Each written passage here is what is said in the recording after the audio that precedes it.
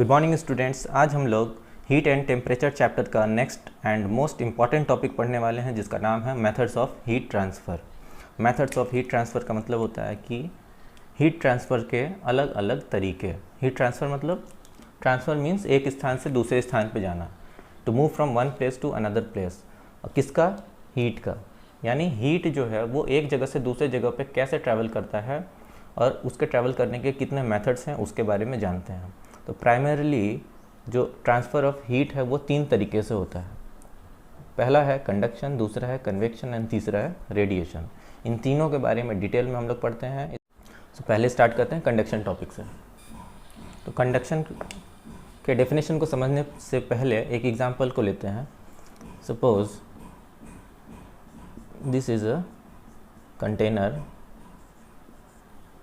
In which water is boiling. ये container है, नीचे से आग जल रहा है, इसमें पानी उबल रहा है, बॉयल हो रहा है, और इसमें एक रखा हुआ है रॉड, आयरन का एक रॉड हमने इसमें डिप करके रख दिया। अच्छा, अब आयरन का रॉड इसमें रखा हुआ है तो ये वाला जो पार्ट है इसका, ये क्या होगा? गर्म हो जाएगा, क्योंकि ये पानी में डूबा हुआ है, गर्म पानी में डूबा हुआ है तो ये गर्म हो जाएगा।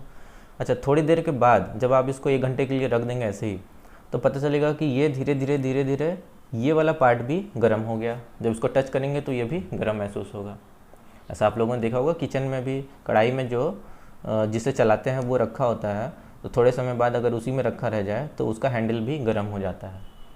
तो ऐसा होता क्यों है और किस तरीके से ये हीट यहाँ से यहाँ तक पहुँचा, और जिस तरीके से ये हीट यहाँ से यहाँ तक पहुँचा उसी मोड को बोलते हैं conduction. Conduction mode of heat transfer. Actually ये होता कैसे है? ये होता है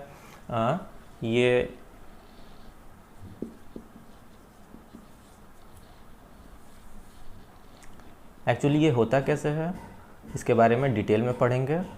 फर्स्ट ऑफ ऑल, ये होता किस में है? ये होता है सॉलिड्स में, ओनली इन सॉलिड्स। तो कंडक्शन हमेशा सॉलिड्स में होता है, first point.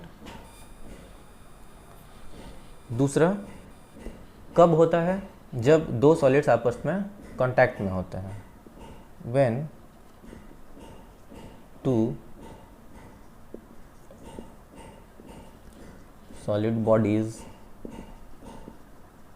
Are in contact. जब 2 बॉडी कांटेक्ट में होंगे तभी कंडक्शन ऑफ हीट होगा, नहीं तो नहीं होगा। सपोज एक बॉडी यहाँ पे है, ये गर्म है, ये हॉट है, और ये कोल्ड बॉडी है।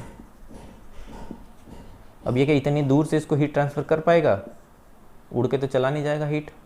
जब भी इसको हीट को ट्रांसफ़र करना होगा इस बॉडी से इस बॉडी पे, तो इन दोनों बॉडीज़ को कांटेक्ट में लाना पड़ेगा, चिपकाना पड़ेगा।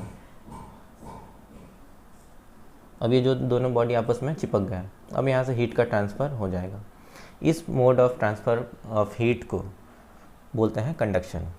यानी कि एक बॉडी से दूसरे बॉडी में हीट का जाना किस तरीके से? जब वो बॉडी आपस में कांटेक्ट में हो। अच्छा, इसके अंदर का फिनोमेना को ऑब्जर्व करते हैं कि ऐसा होता क्यों है।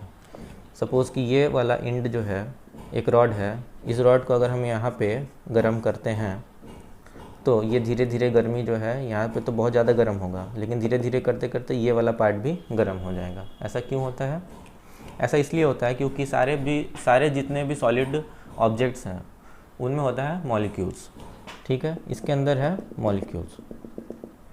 अब यहाँ का जो मॉलिक्यूल है इसको डायरेक्टली हीट मिलता है। जैसे ये हीट मिलता है तो ये मॉलिक्यूल होने लगते हैं वाइब्रेट। ये वाइब्रेट करने का मतलब होता है आपस में, मतलब एक ही जगह पे मूव करते रहना, एक मीन पोजीशन के थ्रू अबाउट मूव करते रहना। मान लो कि ये एक मॉलिक्यूल है, इसमें मिल गया एनर्जी है, तो ये क्या करेगा? कुछ इधर जाएगा, कुछ इधर जाएगा, ये ऐसे ऐसे ऐसे ऐसे इस तरीके से मूव करता रहेगा। इसको बोलते हैं वाइब्रेशन। मतलब ये मीन पोजीशन के अबाउट ये क्या करेगा? मूवमेंट करेगा। तो ये ऐसे ऐसे ऐसे ऐसे ऐसे ऐसे, इसको बोलते हैं वाइब्रेशन। इस तरीके से जितने भी इसके अंदर के मॉलिक्यूल्स हैं सब जो है वाइब्रेट करने लगेंगे, ऐसे ऐसे। यहाँ पे चूँकि हीट ज़्यादा है तो यहाँ के मॉलिक्यूल वाइब्रेट करेगा।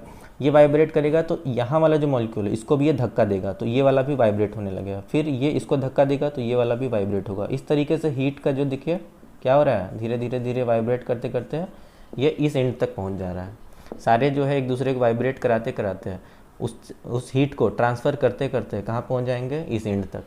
और इस तरीके से ये पूरा का पूरा रॉड गर्म हो जाएगा। और इसी प्रोसेस को बोलते हैं कंडक्शन प्रोसेस। मतलब इसमें हुआ क्या कि हीट तो मिला इस मॉलिक्यूल को, तो ये मॉलिक्यूल इस हीट को ट्रांसफ़र कर दिया अगले मॉलिक्यूल को, और ये यहाँ पे पहुँच गया, ये अगले मॉलिक्यूल को, ये अगले मॉलिक्यूल को। इस तरीके से हीट क्या हो रहा है, ट्रैवल करता करता पूरे पार्ट में फैल जा रहा है। तो इसकी कंडीशंस की बात करें कि ऐसा कौन कौन सा कंडीशन है जिसमें कंडक्शन अकर होता है, तो पहला कंडीशन क्या होना चाहिए कि जो दो बॉडीज़ हैं वो आपस में कांटेक्ट में होना चाहिए। तो पहला कंडीशन, जब बॉडी कांटेक्ट में ही नहीं होगा तो वाइब्रेशन पहुंचेगा कैसे, नहीं पहुंच सकता। इसलिए पहला कंडीशन जो है वो हो गया कि body should be in contact.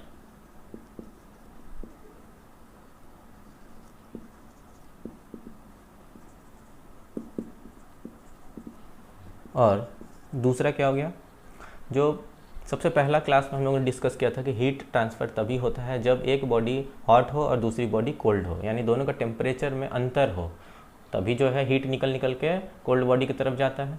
अगर दोनों का टेम्परेचर बराबर होगा तो ना हीट इधर से उधर जाएगा ना उधर से इधर आएगा। तो दूसरा इंपॉर्टेंट पॉइंट बन जाता है कि टेम्परेचर शुड बी डिफरेंट।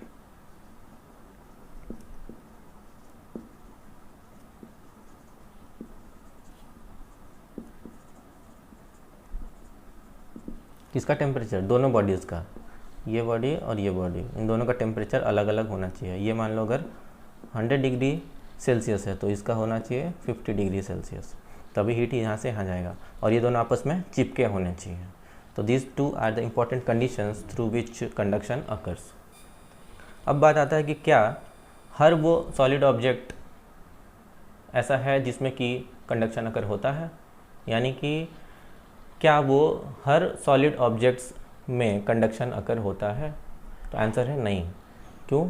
क्योंकि कुछ ऐसे सॉलिड ऑब्जेक्ट्स होते हैं जिनमें कंडक्शन नहीं होता है, हीट का ट्रांसफ़र नहीं हो पाता है। फॉर एग्जांपल प्लास्टिक, अगर एक रॉड ले लें हम प्लास्टिक का, तो क्या इस छोर पे इसको गर्म करेंगे तो ये छोर गर्म होगा? नहीं होगा, बिकॉज इसके जो मॉलिक्यूल्स हैं वो इस तरीके से डिज़ाइन है कि वो वाइब्रेट करके एनर्जी को ट्रांसफ़र नहीं करते हैं, यानी कि वो हीट को कंडक्ट नहीं करते हैं। तो this is bad conductor of heat.